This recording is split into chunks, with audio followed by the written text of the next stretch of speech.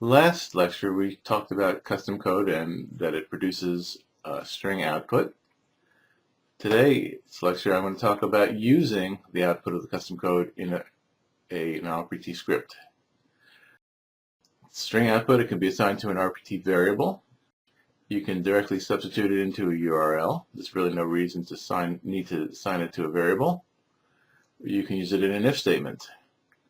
And you can use not the output, but the result of custom code to control loop execution, and I'll show all that. First, let me refresh your memory that I had some error checks in that custom code where if I found that my input wasn't good, I output a string that's called bad input. I'm showing that here so that you can remember that that's what I did, and I'll show how I use that later. And the else leg of that custom code, I'm going to output the good information, which was saved in RPT hash table, custom code hash table. And here I'm going to, this is the script, I'm going to insert an if condition right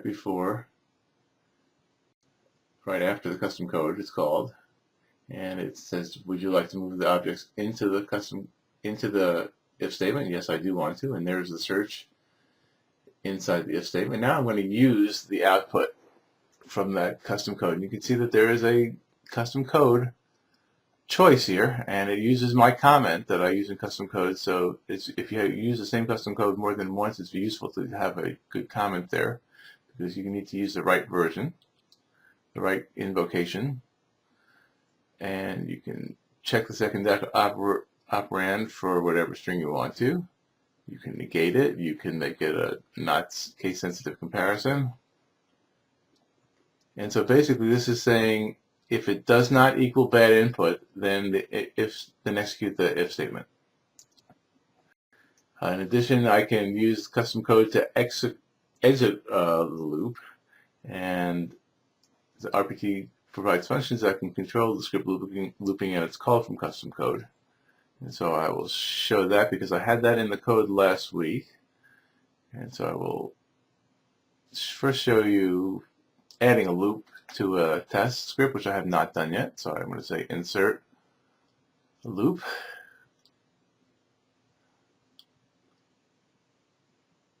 And it says, would you like to remove the selected objects into the loop? Yes, I want to. By default, it's one iteration. And just for demo purposes, I'll make it 100 iterations.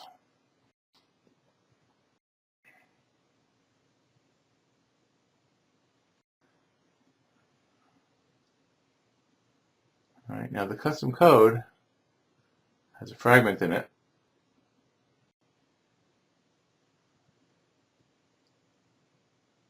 that says if the iteration count is greater than 10, then exit the loop. Now, one thing I really should point out is that you need to call this custom code inside the loop.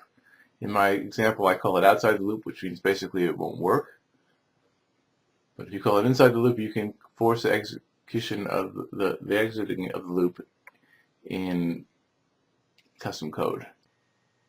All right, let's go over two more things. Let's go over assigning the output of custom code to a variable, RPT script variable, and assigning directly to a URL.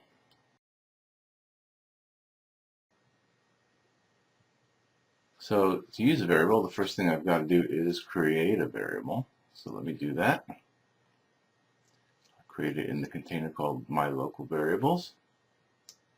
Add variable declaration, and name the variable some meaningful variable name.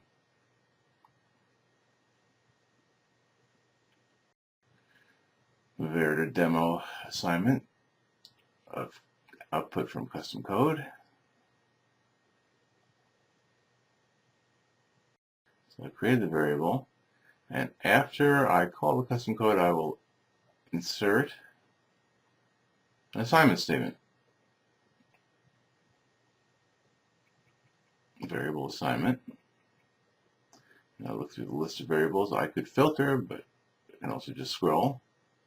And there's a variable I just created. Select that. And that. And I have to pick a data source. And the data source, the custom code, which has my nice comment next to it, is highlighted since I just used it. And you can see the custom code, Andy's custom code for demo purposes. It uses the comment, so that's useful to put a comment in there.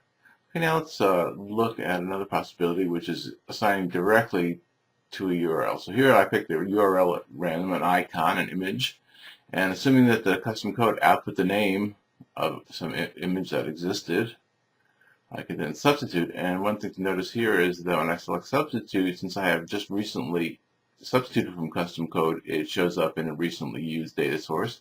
I don't have to look for it, it's just right there. And then it says, well, do you want to find any place else in the script that mentions favicon.ico? And I'll say yes.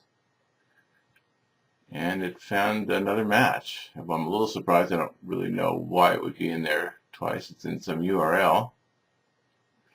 I can look at the preview and try to figure out where it's from. Highlight it and then pick a different view so it will show me, what it's part of. It's part of the URL. So I don't really care for this case, so I'll just substitute there. And so there you have it. I substituted the output of custom code directly into a URL, and I assigned it into a variable.